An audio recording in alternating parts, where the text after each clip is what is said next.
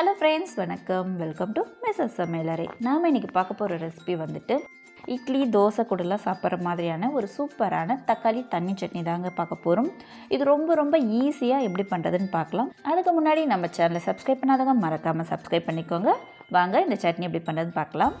First இந்த சட்னி பண்ணுறதுக்கு ஒரு பேனை சூடுபடுத்திருக்கேங்க. அதில் 1 டேபிள் ஸ்பூன் எண்ணெய் சேர்த்துக்கலாம். எண்ணெய் சூடான உடனே பச்சை மிளகாய், இதுக்கு வந்து நான் இன்றைக்கி 6 பச்சை மிளகாய் எடுத்திருக்கேன். பச்சை மிளகாவை எண்ணெயில் சேர்த்து வதக்கும் போது அது வெடிக்கும், அதனால் இந்த மாதிரி லைட்டாக கீறிக்கிட்டு சேர்த்துக்கலாம். கூடவே ஒரு சின்ன துண்டு இஞ்சி, அதை வந்து நான் கட் பண்ணி சேர்த்துருக்கேன். இதை வந்துட்டு இப்போது நல்லா கலர் மாறி வர அளவுக்கு நம்ம வந்து வதக்கி எடுத்துக்கலாங்க. நல்லா அந்த பச்சை மிளகாய் மேலே இருக்க தோல் வந்துட்டு நல்லா ஒயிட் கலரில் மாறணும். பாருங்கள், இந்த அளவுக்கு வதக்கணும். வதங்கிடுச்சு. இப்போ வந்துட்டு 2 வெங்காயம், நல்லா பெரிய வெங்காயங்க, நான் ரஃப்பாக கட் பண்ணி சேர்த்துக்கிறேன். சேர்த்துட்டு இந்த வெங்காயமும் நல்லா வந்து வதங்கி வரணும். அது வரைக்கும் நல்லா வதக்கிக்கலாம். பாருங்கள், ஓரளவுக்கு நல்லாவே வதங்கிடுச்சு. இப்போ வந்துட்டு இதுக்கு தக்காளி சேர்த்துக்கலாம். நான் வந்து நல்லா பழுத்த தக்காளியாக 2 தக்காளி எடுத்திருக்கேன். அதையும் வந்துட்டு சேர்த்துக்கலாம். சேர்த்துட்டு இந்த தக்காளியை வந்து நல்லாவே வதக்கி எடுத்துக்கலாங்க.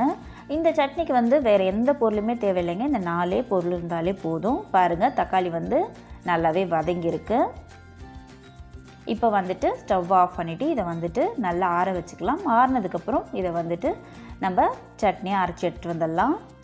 இப்போ வந்து நான் வந்து இந்த தக்காளியெல்லாம் ஒரு ஜாரில் சேர்த்துருக்கேங்க. சேர்த்துட்டு இந்த சட்னிக்கு தேவையான அளவு உப்பு சேர்த்துக்கலாம். நான் வந்து இன்றைக்கி கல்லுப்பு எடுத்திருக்கேன். திட்டமாக கல்லுப்பு சேர்த்துட்டு இப்போ இதை தண்ணி எதுவும் சேர்க்காமல் அரைச்சி எடுத்துகிட்டு வந்துடலாம். இதை வந்து ரொம்ப நைஸாக அரைக்கக்கூடாதுங்க. அந்த பச்சை மிளகாய், தக்காளி இதெல்லாம் லைட்டாக தெரிகிற மாதிரி கொஞ்சம் கொரப்பாக அரைச்சி எடுத்துகிட்டு வந்துடலாம்.